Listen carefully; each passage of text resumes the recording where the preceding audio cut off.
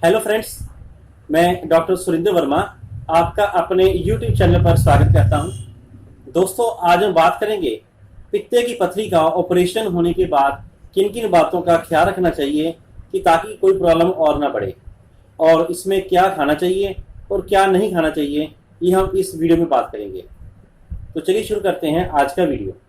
दोस्तों, पित्ते की पथरी का यानी गॉल ब्लैडर का ऑपरेशन कराने के बाद तकरीबन मरीजों को यही शिकायत रहती है कि हम कुछ भी खाते हैं तो हमारा पेट एकदम खराब हो जाता है, हमें वॉशरूम जाना पड़ता है, और यह दिन में एक बार नहीं, दिन में 3-4 बार तक जाना पड़ता है।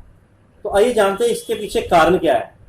दोस्तों, जो हमारे शरीर में बाइल होता है उसका काम होता है किसी प्रकार की फैट वाली चीज यानी तेल और घी वाली चीज को पचाने का काम करता है, और यह बाइल हमारा गॉल ब्लैडर यानी पित्ताशय में स्टोर होता है। बाइल बनाने का काम लीवर करता है, लेकिन उसको स्टोर करने का काम गॉल ब्लैडर करता है। और जब पित्ते में पथरी हो जाती है तो उसके ऑपरेशन के रूप में हम पित्ते को पूरा ही निकाल देते हैं, जिसके कारण लीवर जो बाइल बनाता है वो कंटिन्यूसली इंटेस्टाइन में लगातार आता रहता है। और बाइल की यह नेचर होती है कि यह लैक्सेटिव होता है। लैक्सेटिव का मतलब इसके कारण लूज मोशन होने का खतरा बना रहता है। और दूसरी बात, इसके कारण जो हमारे इंटेस्टाइन है उसकी मूवमेंट बढ़ जाती है, और मरीज जैसे ही कुछ खाता है उसको तुरंत वॉशरूम की तरफ भागना पड़ता है। तो ये पित्ते के निकलने के कारण जो हमारा बाइल है उसके डायरेक्ट इंटेस्टाइन में होने का कारण ऐसे होता है। लेकिन जैसे जैसे समय बीतता जाएगा ये प्रॉब्लम अपने आप ही दूर हो जाएगी, शरीर इसको अपने आप अडॉप्ट कर लेगा और बाद में यह परेशानी कम हो जाएगी, यानी तकरीबन 5-6 महीने बाद ये प्रॉब्लम सॉल्व हो जाती है।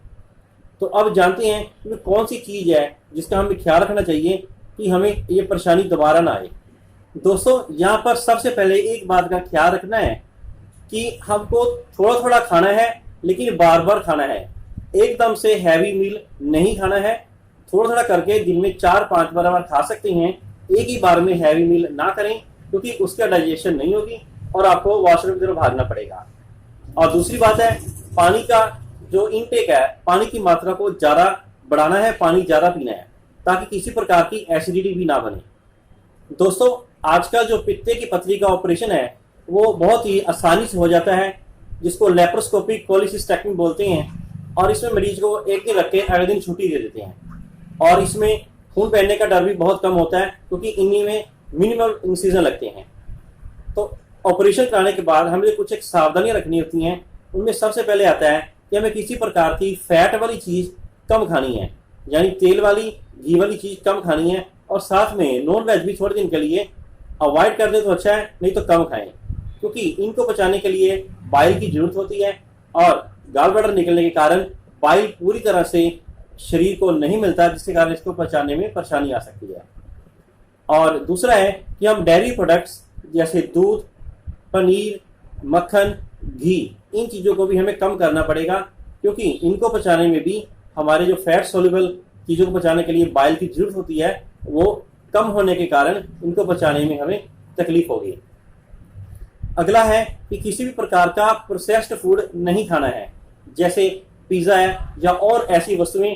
और दूसरा, जो डिब्बाबंद चीज़ है इसको नहीं खाना है, क्योंकि इसको खाने में हमारे शरीर का डाइजेशन पावर जारी चाहिए, लेकिन बाइल कम होने की वजह से उसको बचाने में तकलीफ आ सकती है।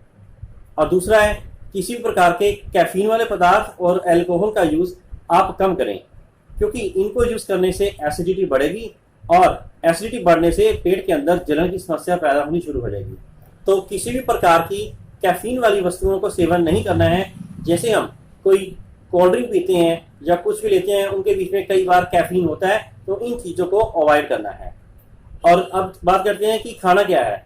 इसमें हमें ज़्यादा से ज़्यादा फाइबर वाली वस्तुएं ज़्यादा खानी है, जिसमें मौसम के फल और ताज़ी हरी सब्जियां आती हैं, क्योंकि इनके बीच में फाइबर भरपूर मात्रा में होता है और ये हमारे डाइजेशन को भी इम्प्रूव करता है।